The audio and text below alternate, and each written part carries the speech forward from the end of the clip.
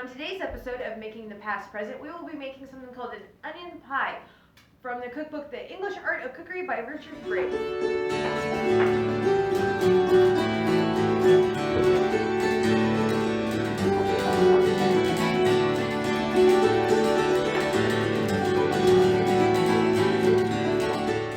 So on today's episode, we will be making something called an onion pie.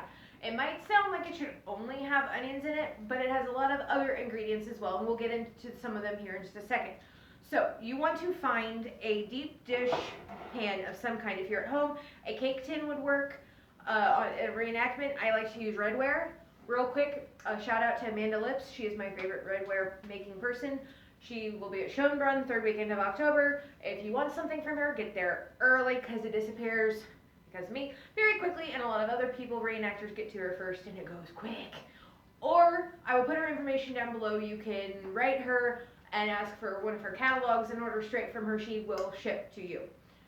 Check it out. Great prices, great product. You'll love her. Anyway, back to the pie. So the onion pie calls for onions, apples, potatoes, and hard-boiled eggs. I know, hard-boiled eggs in a pie.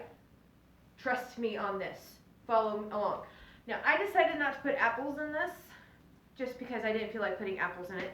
You can put the apples in it if you want. You don't have to. Now, the recipe calls for a pound of each. I'm not going to do a pound. I would not suggest you doing a pound because when I did do a pound of everything like they suggested, it made quite a few pies. So I have 4 onions, about 7 medium-sized potatoes, which you think was a normal-sized baking potato, and I have 6 hard-boiled eggs. Now you want to slice your onions as thin as you feel comfortable with. You can either leave them in this, which is supposed to be ring shaped, or you can slice them long ways so they come out in strips. Do it how you want. Put a layer of onion in first. Then you're going to want to do your potato, and like the onions, you want to cut it as thin as you are comfortable with. Now when you go to do a potato, once you have it peeled, what you want to make sure is there is a flat side somewhere. Since I used a knife to peel the potato, it has a flat side. If it doesn't, what you can do is very carefully hold it on your board, cut a relatively flat. That way it's very stable while you're slicing your potato. Now for your potatoes, I can get mine relatively thin. If you are uncomfortable getting it thin, slice it the size you want, but you want it to be round shape. Well, you get the point when I say round shape, because it'll fit your pie pan better. You don't want to, cube it, because I tried that once to see if it was, because it was easier. It didn't quite work. So get it as thin as you can. I am not going to do it because my potatoes are so thin. But if you are uncomfortable with doing thin, or you just err on the side of caution, take your potatoes, put them in some water, bring them to a boil till they are parboiled, which means when you take a fork, you poke them. They're not quite to mashed potato consistency yet, soft enough to make into potatoes. They could use 5 to 10 more minutes. Drain them, let them cool, and then continue making your pie. So I have a layer of onions in. I'm going to layer my potatoes as soon as I get them apart. And you can do as many potatoes in a layer as you want. I just go around the dish once, maybe twice. And don't worry if when you get done filling your pie pan, if you have leftover veggies, put them in a baggie and put them in your fridge. You can use them for breakfast, use them for another recipe. If you're at an event, it's called prepping for breakfast. Sometimes I will do that. I will cut more potatoes than I know I'm going to need for a meal, especially if I'm at an event, because then the leftover will then be put into something else for breakfast, usually fried potatoes, or I might fry them up for dinner just because they sound good and it's an excuse for me to have potatoes. I'll take it. So just keep layering. I think I'm going to do 2 layers of potatoes because I want to. Like I said, since mine are so thin, it looks like a huge pile of potatoes. It's really only 7.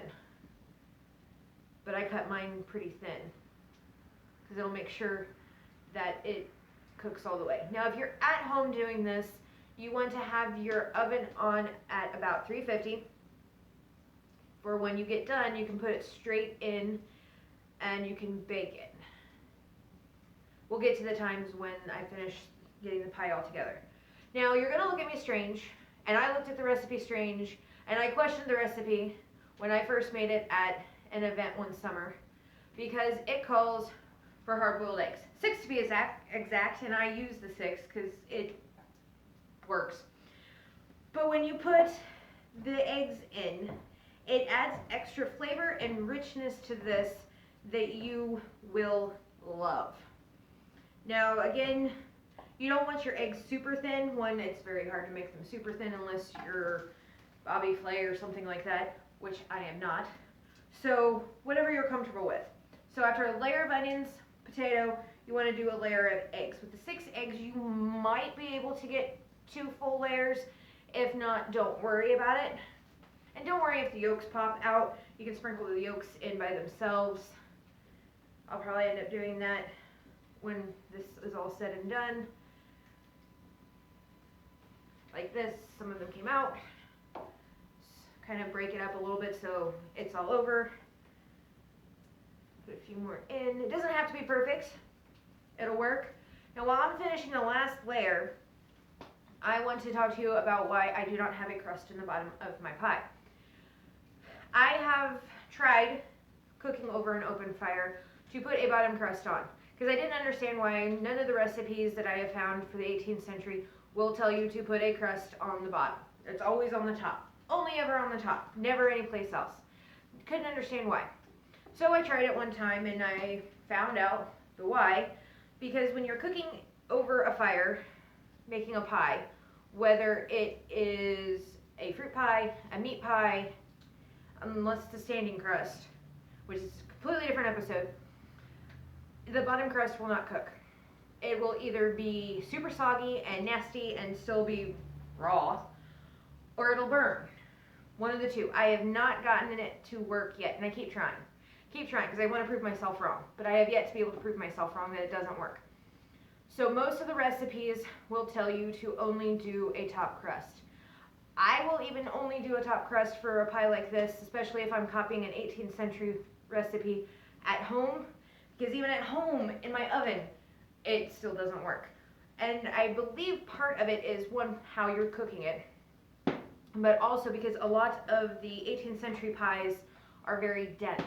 So it takes a very long time to get the heat all the way through your pie. I'm going to kind of squish it down just to get a few more in. So if you are feeling adventurous, by all means do a bottom crust. Prove me wrong that you can actually get it to work. Send me pictures, I won't prove. And then tell me what you did. So I can try it and see if it's just I didn't do the right thing.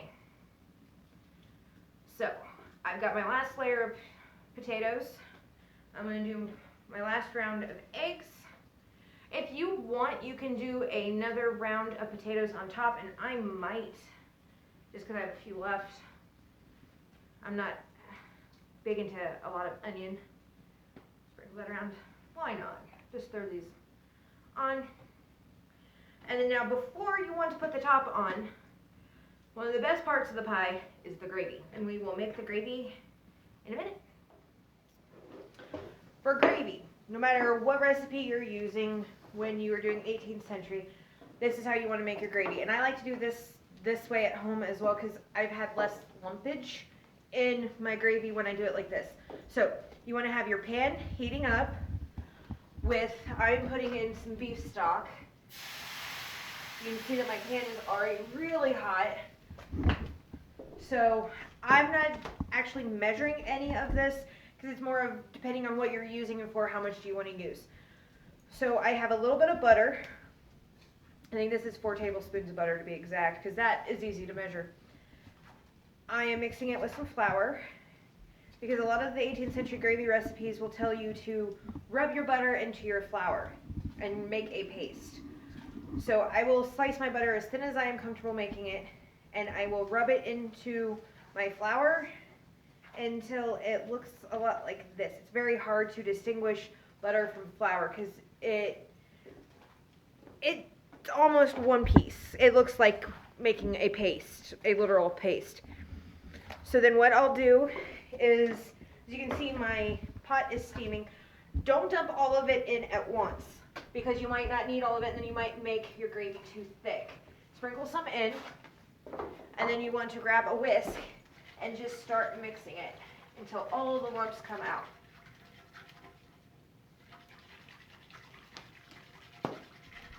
It might take a little bit, but trust me, it will come out. Once your flour and butter has been incorporated and there's no more lumps, let it sit for a few minutes because you need to see if you need to make more or add more. This is when I start adding other ingredients, spices, salt, that kind of bit. I prefer like either sage or parsley in mine, so I'm going to go ahead and crumble up some dry parsley. Just rub it between your hands because then it grinds it up into a nice fine powder. You can do this at home on your kitchen stovetop too, like this. And I'm going to grab some pinch of salt, kind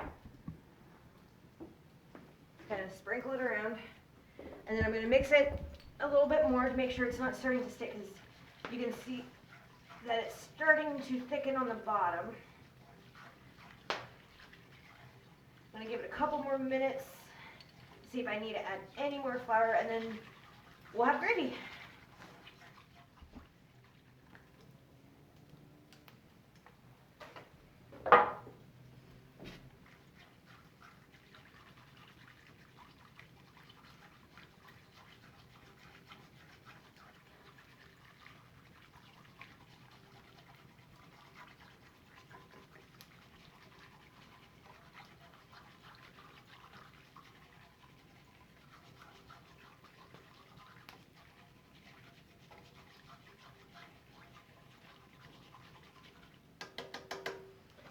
Sit for a minute.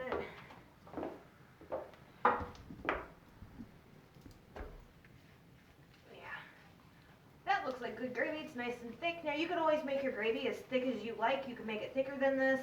You can make it looser than this. I like it right there because especially if you're baking something, it will thicken up even more. So I like to kind of go in between if I'm going to bake with it. If you're going to put meat or something in it, go either, you can have it looser or you can have it thicker. It's entirely up to you, but that's how you make gravy.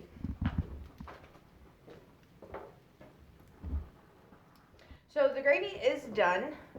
I am going to start pouring it over my pie.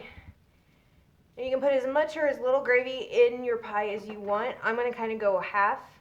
At least it'll be enough to cover the bottom and get everything nice and tasting good. Let me find my spoon because I need to scrape the pan. This is great to have a friend come over and help because they can help hold, or they can do this part where you're scraping the gravy that's stuck to the bottom of the pan out. Sorry if I'm blocking your view. The pan is kind of awkward. If you're at home, you can use all kinds of modern equipment that makes it so much easier. Then I'm going to kind of try to spread the gravy out just a little bit, make sure it's down the sides. There we go. Now, I'm going to be cooking this in a bake oven, and I'll show you that here in a minute. You want to already have your oven pre-warming, if I haven't already told you that, and if I have, sorry. At about 350. So, my pie crust, it's a big chunk of pie dough, which is fantastic. Actually, sorry, let me rephrase, short paste. Since I have such a large mound of dough, it's going to be way more than I need for my crust. So what I'm going to do is I'm going to cut it roughly in half, put both pieces back in my bowl, clean up the scraps. What I'm going to do is then, if I'm at an event, I'll just probably already have a second recipe going. At home, you can put the other half back in your fridge. So lightly dust your surface.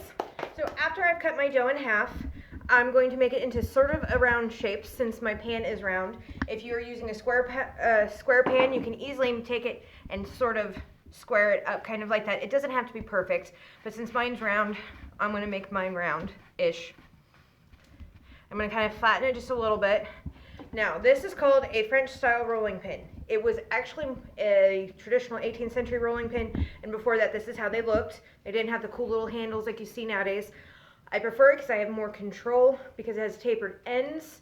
I can control, okay, I just need to roll out the ends because the ends are thicker. Try it multiple times. I think you'll like it. This beautiful rolling pin, by the way, was made by my father at one of our events. It's so nice when you have someone you can go, I need, and he can make it for you. So, you want to start in the middle and gently roll out. and roll out. And just do that a couple of times. You're gonna see like right here how I have more pressure up here than back here. So what I'll do is I'll rotate it and try to even it out. And then flip, run it over some of the flour a little bit. And when you flip, you want to do quarter turns to try and make it as even as possible. Wait, yeah, that was a quarter turn. And once you've done it a couple of times, you'll notice that your dough is not wanting to stick as much. Then you can stop flipping because it's got enough flour on it. Usually after about the third rotation and flip, you don't have to do it anymore. Now you can just start rolling in all directions. As you can see, my dough is no longer circular, but it's pretty close. Whoop. Just keep going. You can keep going to the thickness that you want, or better yet, to the size of your pie pan. Almost there. I like to go a little bit bigger than my pie pan, just because I'd rather have to take pie or short paste off and not have to try and figure out how to add more paste to my pie because I have giant holes missing. If you are at home, I would highly suggest getting some type of cookie sheet and lining it with aluminum foil in case this flows over. What I'll do is I'll take my pan and I'll pick it up, and yeah, you can see definitely enough space. So I'm going to sit that there, move my spoon someplace else. Now this pie crust is very easy to just fold over. Short paste, fold over, scoot out of the way, move your pan back. If you fold your dough into quarters, it makes it easier to do this. You can kind of line up half, lay it down, and then just unfold your pie dough or short paste. Now since I don't have a bottom crust, I don't have to worry about crimping it. But what I will do is I'll take a sharp knife, or you can take a pair of kitchen shears. I have a pair of scissors. And what I'll do first is I'll very gently press down around the edges to kind of get it to stick just a little. And I'm going to leave about ½ inch maybe of short paste around the edge. Now you're not going to have that much space on all sides because you might have rolled one side a little shorter. I have a side over here that doesn't have that amount of space, but that'll work. Or like I just did there, you don't quite cut it ½ inch because you get to doing something else. Keep cutting. Now I'll take this pie dough that I've cut. If I'm going to be making multiple pies, I'll keep it, and you can then roll it out with all your other scraps, and you can sprinkle it with cinnamon sugar. I've done cheese and garlic, and it makes cute little pinwheels. But now what I'll do is I'll carefully take the edges, roll them, but also try to push it up against the edge of my pie pan to try and make a seal as I go, but it also makes a pretty edge. So just keep going around and around, roll and press, and you'll need to rotate your pan. If you're doing it in, say, a square dish, you can still do it. Just do one side and just keep going around. Almost there.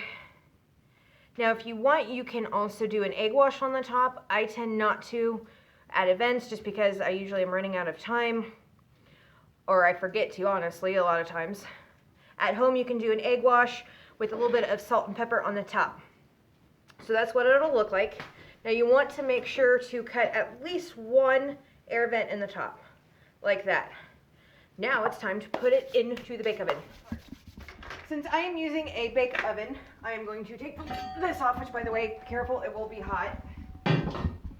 I am going to move my coals around so I have a nice ring around the outside so I can keep getting heat in my bake oven. If you are using a bake oven at an event, I would highly suggest seeing if you can come early and play with it for a little bit, because each bake oven behaves differently. It holds heat differently, it stays hot differently, it cooks differently. This is the second or third one I've used, and each one has, third one I've used, and each one behaves differently from the last one. So, okay, that looks like a good spot. And what I'm going to do is very, very carefully, hopefully not to burn myself, put my onion pie in. If you're using your regular oven, it'll take about a half hour. And about the same in here. I will check in a half hour to see if it's done.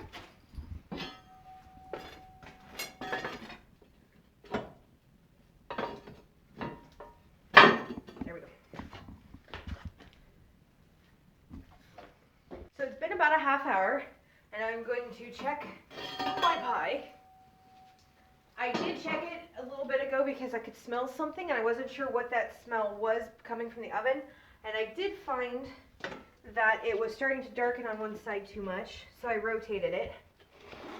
We'll see how it finished. Ooh. And there is my pie. Careful, it'll be really, really hot. If you see what I have on my hands, they're big pieces of leftover scrap wool from doing different outfits. I've sewn them together and felted them, so they're like hot pads. But here is the finished pie.